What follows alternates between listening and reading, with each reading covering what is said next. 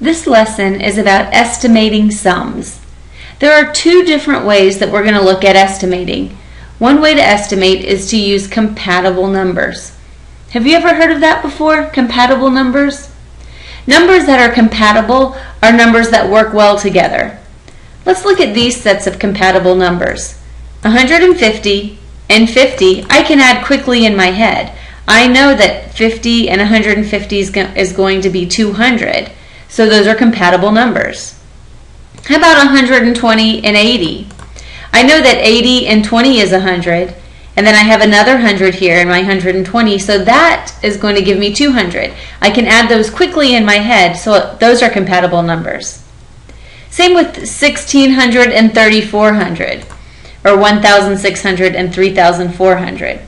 I see here that I've got 4 thousands, and I know that 600 and 400 is 1,000. Those numbers are compatible. I can add them quickly in my head. So all together here I have 5 thousands. 3, 4, and then the 1,000 made by adding the 600 and 400. So that's 5,000.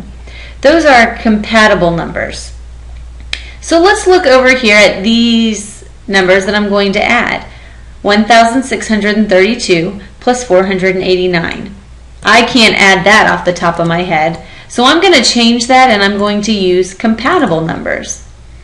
Now 1,632 is very close to 1,500, and that's an easy number to add in my head.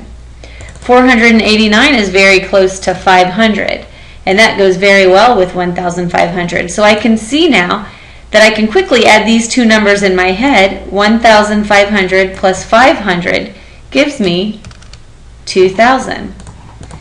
That's an example of how to estimate using compatible numbers. Now let's look at estimating using rounding. I have my same problem here, 1,632 plus 489. Again, that's not very easy to do in my head. So I'm going to round to the hundreds place. There's the hundreds place.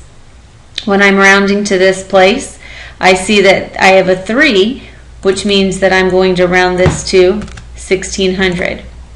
When I round 489 to the hundreds place, I see that my next number is an 8, so that means I'm going to round up to 500. 1,600 plus 500, well, that's going to give me 2,100.